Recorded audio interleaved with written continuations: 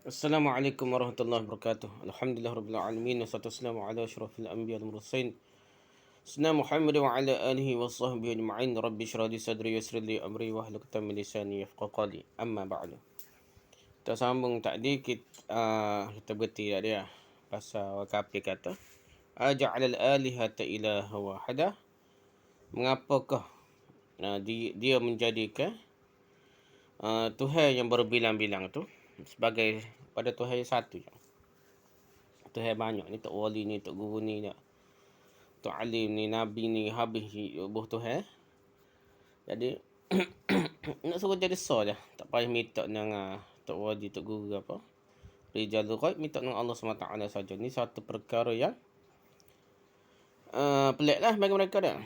Dasya'un ujab. Sungguhnya ini adalah perkara yang mengherankan. Intalaqal mala'u dah. Ketika itu keluarlah ketua-ketua dari kalangan mereka memberi perangsan dengan berkata, Animshu wadribu ala ahliyatikum. Teruskanlah menyembah Tuhan-Tuhan kami itu, kerana itulah yang sepatutnya. Kami tidak pernah mendengar tentang Tuhan yang satu itu dalam agama terakhir. Jadi agama Kristian hak ngelah masa tu Nabi ni. Apa tak sebut tambah-tambah. Pelik ni. Sebut Kristian apa ada dah unsur wahdatul wujud, falsafah masuk Tuhan ni banyak. Nah. Ataupun semua Tuhan lah aku dah. Alam ni nature ni Tuhan ni. Perkara ini tidak lain hanyalah rekaan dan dusta semata-mata. Surah ayat 57. Allah menolak kata-kata mereka itu melalui firman Allah SWT. Bal ja'a bil haqqi wa saddaqul mursalin. Maksudnya bahkan dia Muhammad telah membawa kebenaran, iaitu tauhid. Tauhid itu benar betul tak? Tauhid. Dan mengesahkan kebenaran yang dibawa oleh Rasul-Rasul terdahulu. Zaman dulu pun, Nabi-Nabi dulu pun tauhid juga. Surah As-Saffat ayat 37. Firman Allah SWT berhubung dengan orang yang meyakini kalimah la ilaha illallah. Orang yakin. Ini cerita nak suruh yakin lah. Illa ibadallahil mukhlasin ulaika lahum rizqun ma'lum fawakih wa hum mukramun fi jannatin na'im. Maksudnya kecuali hamba-hamba Allah yang dibersihkan dari sebarang kesyirikan. Bersihkan apa sini? Bersih dari syirik lah. Al-mukhlasin. Ikhlas ni bersih dari syirik. Mereka itu beroleh limpahan kurniaan yang diketahui, iaitu buah-buahan yang lazat, serta mereka mendapatkan penghormatan di dalam syurga-syurga yang berlimpah ruah nikmatnya. Surah As-Saffat ayat 40 hingga 43. Abu Musa radhiyallahu berkata bahawa Rasulullah SAW bersabda, Masalu ma ba'asani Allah bihi minal huda wal 'ilmi kamasalil ghaisil katsiri asaba ardan fakana minha naqiyatun qabilatul ma'a fa'ambatati al-kala'a wal ushbal kathira wa kanat minha ajadibu amsakatil ma'a fanafa'allahu bihan nas fasharibu wa saqaw wa zar'u wa asabat minha ta'ifatan ukhra innama hiya qi'anun la tumsiku ma'un wa la tumbitu kala'an fadhalika masalu man faqaha fi dinillah wa nafa'ahu ma ba'athani Allah bihi fa'alima wa 'allama wa masalu man lam yarfa' bidzalika ra'san wa lam yaqbal hudallahi allazi ursiltu bihi.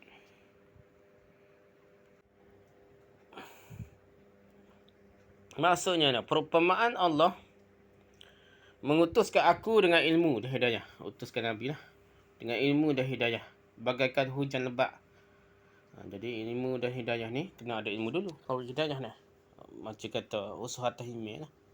Ada sebut usaha tahimil, tapi kak anggap tak guru dia boleh baca hati lah. Apa-apa lah. Boleh baca benda gaib seolah jadi potohai juga dah.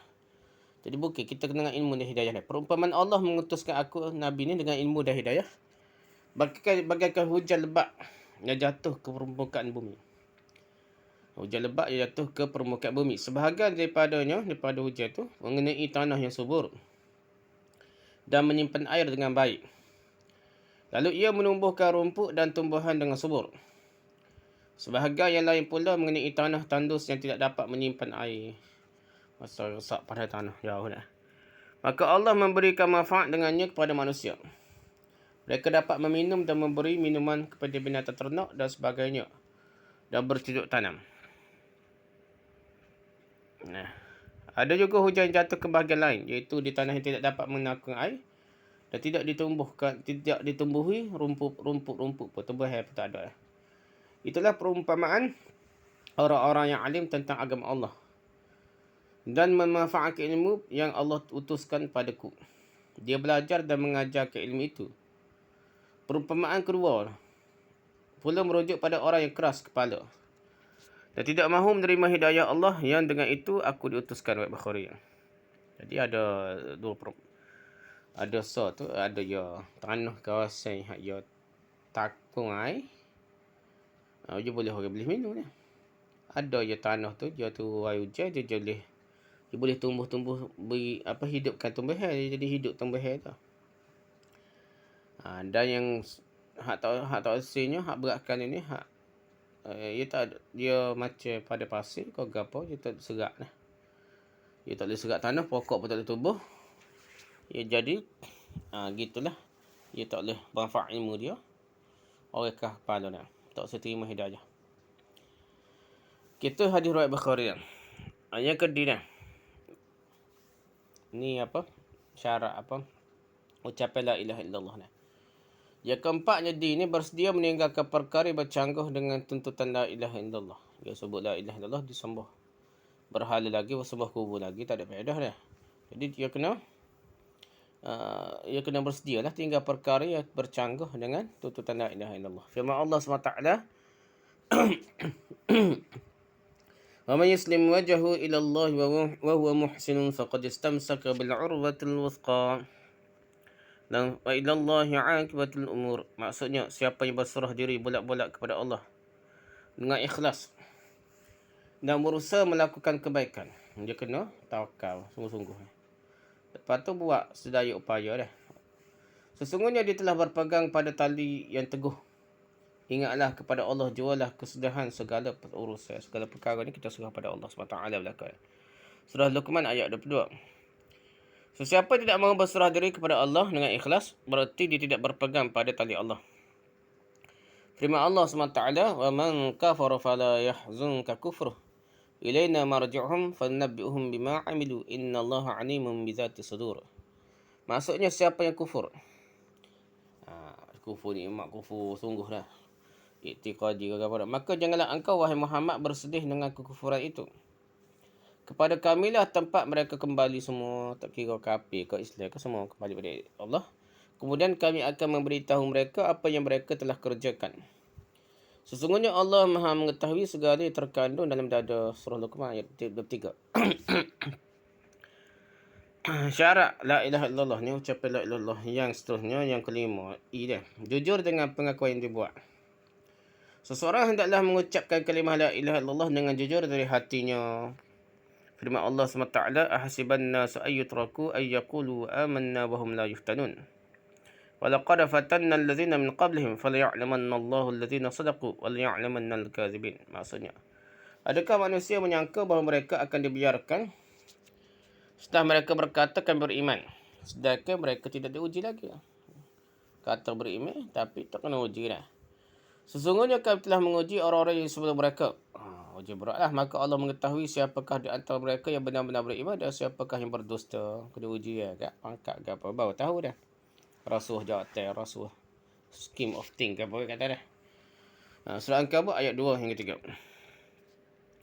Allah menceritakan keadaan orang-orang munafik yang berdusta ketika mengucapkan kalimah tauhid ini. Jadi Allah bocorkan rahsia orang munafik.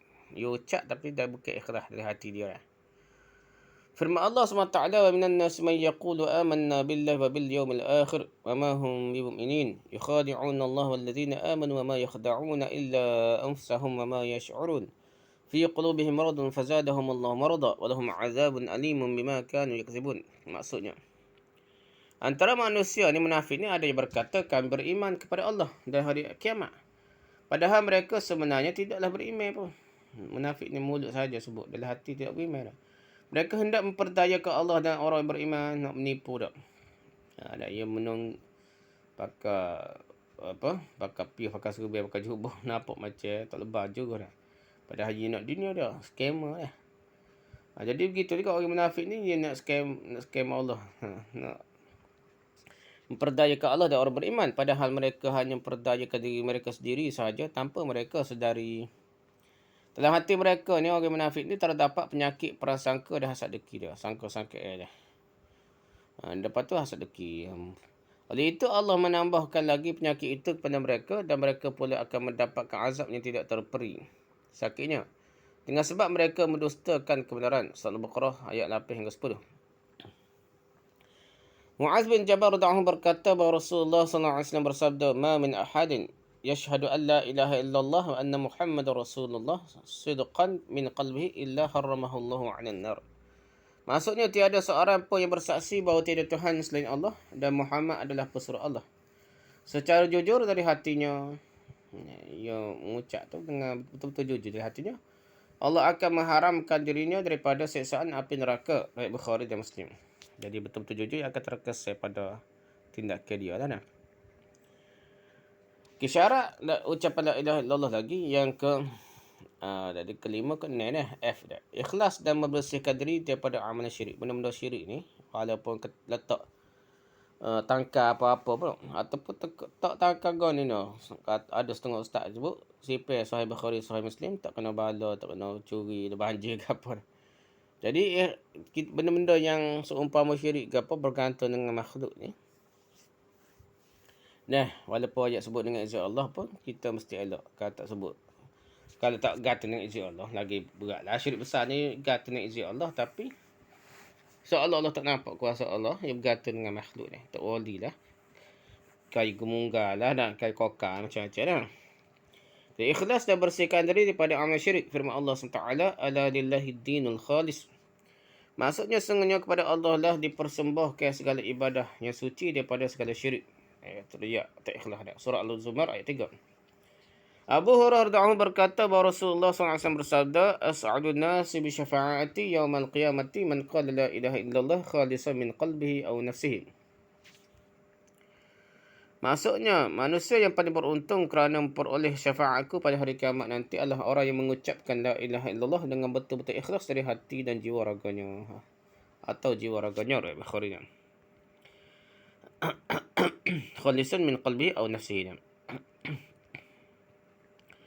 Yang keji dah. Syarat la ilaha illallah yang keji menyintai kalimah itu. Cinta bukan terpaksa, tak sedap baca dah. Tertekan pula ucap la ilaha illallah tak. Ya dengan penuh cinta dah. Cara menyintai kalimah la ilaha illallah itu ialah dengan mengamalkan segala tuntutan la ilaha illallah, mematuhi syarat-syarat dan membenci perkara-perkara yang bercanggah dengan maksud tauhid la ilaha illallah tersebut dah. Benda-benda yang seolah syirik ada kata dok ada tak syirik, ia akan berhenti dulu dah. Dia tak buat. Bukan dia kata tuduh-tuduh orang Wahabi. Dia kena berhati-hati dah. Untuk diri kita, kita berhati-hati. Untuk tuduh orang lain tu berat payah nah. Nak tuduh orang kafir kau musyrikin kau kuburiun mudah-mudah payah kan. Firman Allah SWT, "Wa minan nasi man yattakhidhu min dunillahi andada yuhibbunahum ka hubbillah wallazina amanu ashaddu hubban lillah." Maksudnya ada di kalangan manusia yang mengambil selain daripada Allah sebagai sekutu. Tak guru, tak wali ke apa, rijal ghaib ni. Mereka menyintainya, memuja dan mentaatinya, tak guru tu, tak wali tu, sebagaimana mereka menyintai Allah. Dah. Sebaliknya orang yang beriman itu teramat cinta pada Allah. Surah Al-Baqarah ayat 165. Orang-orang mukmin teramat cinta pada Allah. Mereka tidak menyekutukan Allah dengan dalam percintaan tersebut. Sebaliknya kaum musyrikin pula telah menjadikan sekutu Allah sebagai kasih mereka. Tak wali, jalur apa dah. Lebih daripada Allah SWT. Allah tak wali kata benda kurapat pun, benda syirik pun, dia percayalah. Anas bin Malik radhiyallahu berkata bahawa Rasulullah sallallahu alaihi wasallam bersabda, "La yu'minu ahadukum hatta akuna ahabba ilaihi min walidihi wa waladihi wan nasi ajma'in." Maksudnya iman seseorang itu tidak akan sempurna sehinggalah menjadikan aku orang yang paling dicintainya berbanding ibu bapaknya, anak-anaknya dan seluruh umat manusia. Riwayat Bukhari Muslim. Fatwa Muhammad bin Shalih Al-Munajjid. Habislah bab cinta syarat la ilaha illallah. Yang ketiganya tujuan Allah menciptakan makhluk. Sebab apa Allah ciptakan makhluk? Soalan, apakah tujuan Allah menciptakan semua makhluk manusia di muka bumi ini? Jawapannya, pertama, Allah tidak akan sekali-kali mencipta sesuatu yang sia-sia. Kena faham situ, Allah tak buat sia-sia. Rahsia di sebalik setiap ciptaan Allah SWT hanyalah dia sahajalah yang mengetahuinya. Sebenarnya, kalau kalian tahu hikmah sikit tu boleh. Tapi hakikatnya tak tahu dah. Firman Allah SWT, "Afahasibatum annama khalaqnakum abathan wa annakum ilayna la turja'un. Fata'ana Allahul Malikul Haq, la ilaha illa huwa rabbul arsyil karim." Maksudnya, adakah kamu menyangka kami menciptakan kamu tanpa sebarang tujuan? Dan kamu menyangka tidak akan dikembalikan kepada kami? Maha tinggi Allah, Raja yang sebenarnya, Tuhan yang hak. Tiada Tuhan melainkan dia, Tuhan punya arash yang mulia. Surah Al-Mu'min ayat 115 hingga 116. Orang mukmin wajib yakin, penuh percaya bahawa segala yang diciptakan oleh Allah SWT ada hikmahnya, ada faedahnya, ada pengajarannya, ada sebabnya dia. Ada benda yang terbaiknya, yang tersendiri lah, ada hikmah yang tersendiri. Sebaliknya orang kafir boleh menafikan hikmah tersebut. Firman Allah SWT, وَمَا خَلَقْنَا السَّمَاءَ وَالْأَرْضَ وَمَا بَيْنَهُمَا بَاطِلًا ذَلِكَ ظَنُّ الَّذِينَ كَفَرُوا وَفَوَيْلٌ لِلَّذِينَ كَفَرُوا مِنَ النَّارِ. Maksudnya, kami tidak menciptakan langit dan bumi serta segala yang ada di antara kedua-dua langit dan bumi ini tanpa sebarang hikmah dan keadilan. Batilah dah, tanpa sebarang hikmah dan keadilan. Itu hanyalah sakat orang kafir. Celakalah orang kafir itu dengan azab neraka. Surah ayat 27. Kedua, tujuan Allah menciptakan manusia bukan semata-mata untuk makan, untuk minum dan beranak pinak. Allah memuliakan manusia berbanding makhluk yang lain dengan menjadikan mereka sebagai khalifah di muka bumi ini. Tetapi ramai manusia ingkar. Mereka leka dengan keindahan dunia. Kehidupan mereka tidak ada beza dengan haiwan. Serupa nama haiwan pun natai dah. Bahkan mereka lebih sesak daripada natai sekalipun. Firman Allah Ta'ala, "Wallazina kafaru yatamatta'una ya'kuluna kama ta'kulul an'am. Wan naru maswal lahum." Maksudnya orang kafir menikmati kesenangan dunia. Mereka makan dan minum seperti haiwan ternakan. Oleh itu nerakalah tempat tinggal yang layak bagi mereka. Surah Muhammad ayat 12.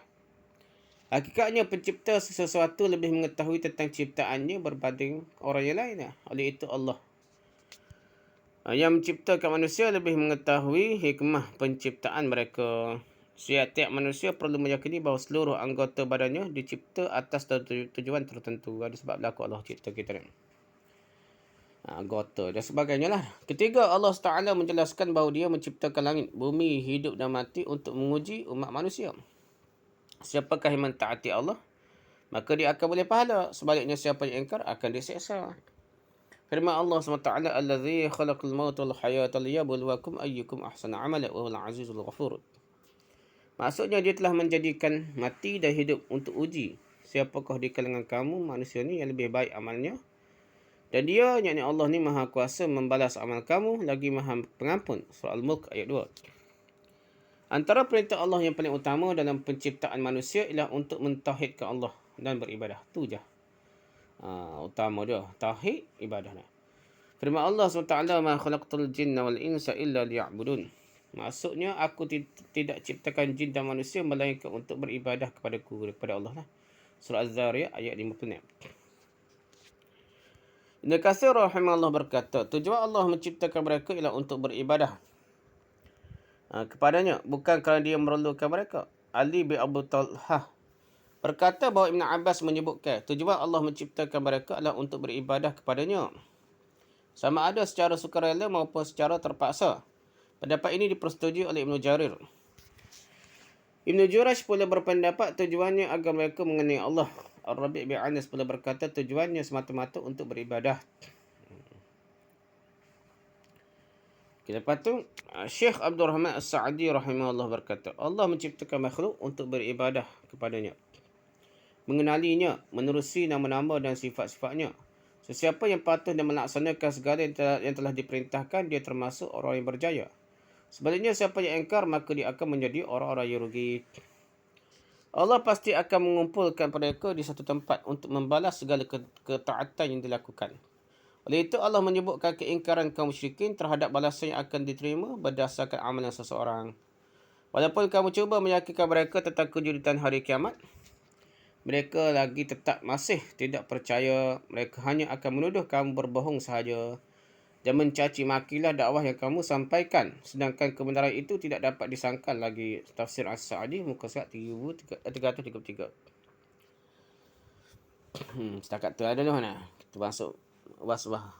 Soalan yang keempat ni payah sikit, panjang takut dah. Wallahu alam. Subhanakallah bihamdika, subhanakallah bihamdika, asyhadu an la ilaha illa anta, astaghfiruka wa atubu ilaik. Assalamualaikum warahmatullahi wabarakatuh.